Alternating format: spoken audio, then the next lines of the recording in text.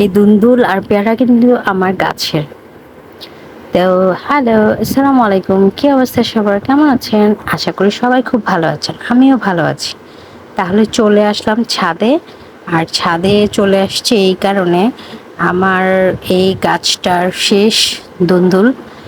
এই দুন্দুলগুলো পাড়া পরে গাছগুলোকে কেটে ফেলতে হবে, যেহেতু গাছগুলো 2 বছর হয়ে গেছে।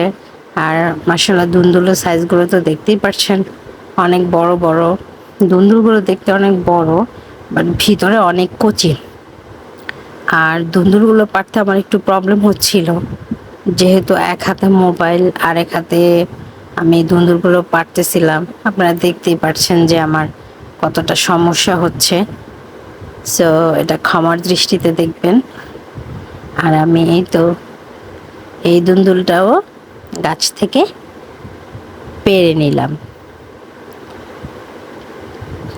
কত বড়, তাই না? তো এখন আমার গাছে যে পেয়ারাটা পেকেছিল, তো সেই পেয়ারাটাও পেড়ে নিচ্ছি। এই যে মাশাল্লাহ। তো এই যে আরেকটা দুন্দুল, এটাও আমি পেড়ে নেব। আর আমার গাছের দুন্দুলগুলো খেতে খুবই মজা। আর আজকে এ পর্যন্তই। লাইক, কমেন্ট, শেয়ার করতে কেউ ভুলবেন না।